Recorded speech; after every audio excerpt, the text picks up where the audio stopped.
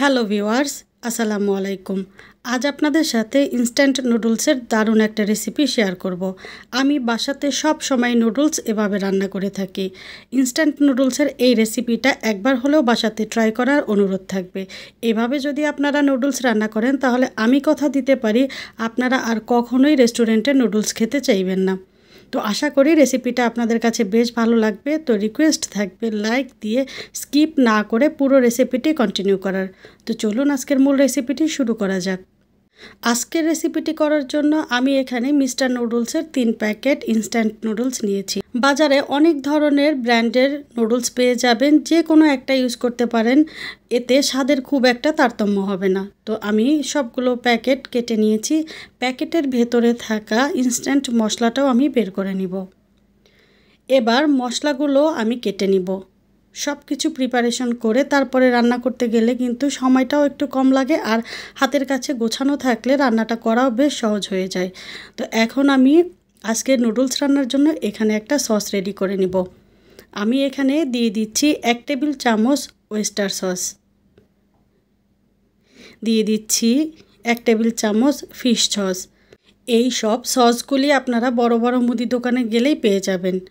তো এখন আমি এখানে দিয়ে দিচ্ছি 1 টেবিল চামচের চাইতে একটু বেশি ডার্ক সয়া সস, দিচ্ছি 1 চা চামচের একটু বেশি রেড চিলি সস। এই চিলি সসটা ঝাল, তাই আমি পরিমাণে একটু কম দিয়েছি। আর একটা মেইন উপকরণ তো আমি এখানে দিতে ভুলেই গিয়েছিলাম। এখানে আমি দিয়ে দিচ্ছি প্রায় 2 টেবিল চামচ টমেটো সস।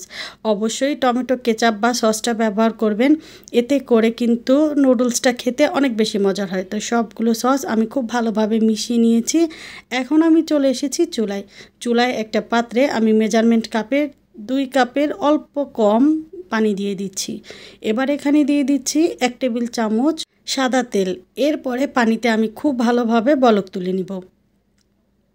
পানিতে যখন বলক চলে আসবে তখন আমি এক এক করে সবগুলো নুডলস এখানে দিয়ে দিচ্ছি। এরপরে পানির মধ্যে আমি দিয়ে দিব 3 প্যাকেট ইনস্ট্যান্ট মশলা।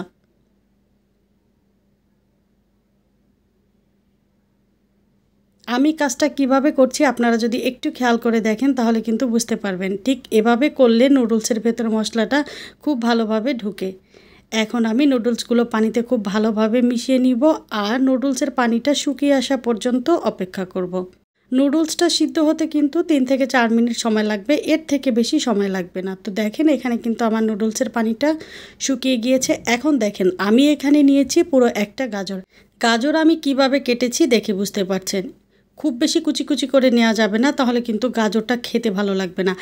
আর এখানে নুডলস একদম সিদ্ধ হওয়ার পরে গাজরটা অ্যাড করে দিচ্ছি। এরপরে নুডলসের সাথে গাজরটা ভালোভাবে মিশিয়ে নিব, আর 30 থেকে 40 সেকেন্ড এখন চুলার উপর রাখবো। যেহেতু নুডলস এবং গাজর আরও কিছু সময় রান্না করব পরবর্তী ধাপে, তাই এর থেকে বেশি সময় রান্না করার কিন্তু প্রয়োজন নেই। দেখতেই পাচ্ছেন এখানে নুডলসটা কতটা ঝরঝরে আছে। শুধুমাত্র সিদ্ধ করার সময় এখানে সাদা তেল ব্যবহার করার কারণে নুডলসটা এরকম ঝরঝরে হয়েছে। তো নুডলসটা সিদ্ধ হওয়ার পরে এখন আমি অন্য একটা পাত্রে দিয়ে দিচ্ছি 2 টেবিল চামচ সাদা তেল। তেল ভালোভাবে গরম হয়ে এলে এখন আমি এখানে 3টা ডিম দিয়ে দিচ্ছি।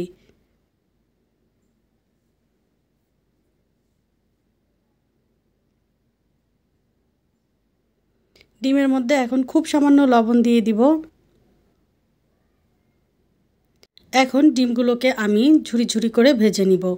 এই ভাজাটা এমনভাবে করতে হবে যাতে ডিমগুলো শক্ত হয়ে না যায়। ডিম নরম থাকতে থাকতেই ডিমগুলো তুলে ফেলতে হবে। একটু খেয়াল করলেই দেখতে পাবেন এখানে কিন্তু ডিমটা অনেকটাই নরম আছে, আর আমি ঝুরি ঝুরিও করে নিয়েছি।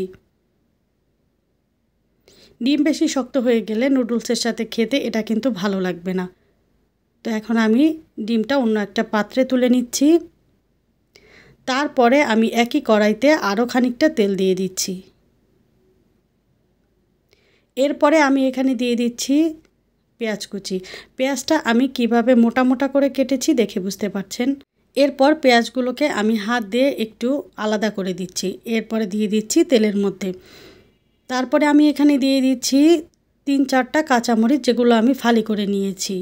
ঝাল যে যেভাবে খেতে পছন্দ করেন সেভাবে দিয়ে দিবেন, আর বাচ্চাদের জন্য রান্না করলে অবশ্যই ঝালটা সেই অনুযায়ী দিবেন।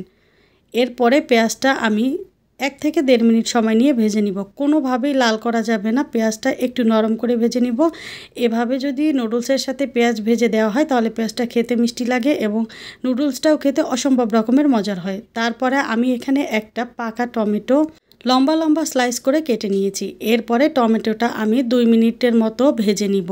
কোনোভাবেই যেন টমেটো থেকে পানি বের না হয় সেজন্য চুলার আঁচটাকে বাড়িয়ে দিতে হবে। তো দেখেন এখানে আমার টমেটোটা ভেজে নেওয়া হয়ে গিয়েছে। এরপরে আমি এর মধ্যে দিয়ে দিচ্ছি আগে থেকে সিদ্ধ করে রাখা নুডলস। এখন আমি পেঁয়াজ এবং টমেটোর সাথে একটু ভালোভাবে মিশিয়ে নিব।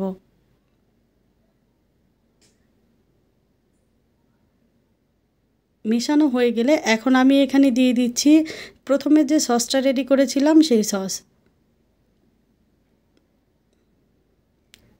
সস দিয়ে দেওয়ার পরে নুডলসের সাথে আলতো হাতে ভালোভাবে মিশিয়ে নিব। এই কাজটা একটু ধৈর্য সহকারে করতে হবে যেন নুডলসগুলো কোনোভাবেই ভেঙে না যায়। যেহেতু এটা ইনস্ট্যান্ট নুডলস এবং রান্না করার পরে একটু সময় আমি রেখেও দিয়েছি, তাই নুডলসটা যদি জোর হাতে এখানে মেশানো হয় তাহলে কিন্তু এগুলো একদম ভর্তা মতন হয়ে যাবে। আর সস দিয়ে নুডলসের সাথে মেশানোর সময় এখানে ডিম দেওয়া যাবে না, তাহলে ডিমের ভেতরেও সসের অনেকটা লবণ ঢুকে যাবে। যেহেতু আমরা ডিম লবণ দিয়ে আগেই ভেজে নিয়েছি তাই অতিরিক্ত লবণের কারণে ডিমটা খেতে কিন্তু ভালো লাগবে না। একদম শেষের দিকে আমি এখানে ডিম অ্যাড করে দিচ্ছি। তারপরে আমি হালকা হাতে নেড়ে চেড়ে নিব 1 মিনিট সময়ের মতো। রিকোয়েস্ট থাকবে একবার হলেও এভাবে নুডলসটা ট্রাই করার। বাচ্চা থেকে বড় সবাই আপনার প্রশংসা করবে যদি এভাবে নুডলসটা রান্না করেন। আর বাচ্চারা তো নুডলস খেতে এমনিতেও অনেক বেশি পছন্দ করে, আর এভাবে রান্না করলে তো কোনো কথাই থাকবে না। তো 1 মিনিট সময় আমি হালকা হাতে নেড়ে চেড়ে নিয়েছি। দেখেন এখানে গাজরের কালারটা কতটা সুন্দর আছে। তো আমার আজকের রেসিপিটি যদি আপনাদের কাছে ভালো লেগে থাকে তাহলে লাইক, কমেন্ট এবং শেয়ার করে দিতে ভুলবেন না প্লিজ। আর যারা প্রথমবার আমার রেসিপিটি দেখছেন চাইলে চ্যানেলটি সাবস্ক্রাইব করে পাশে থাকা বেল আইকনের অল অপশনটি সেট করে নিতে পারেন। এতে করে আপনারা আমার আপলোডকৃত সকল ভিডিও সাথে সাথে পেয়ে যাবেন। দেখা হবে পরবর্তী রেসিপিতে। ততক্ষণ পর্যন্ত ভালো থাকবেন। আল্লাহ হাফেজ।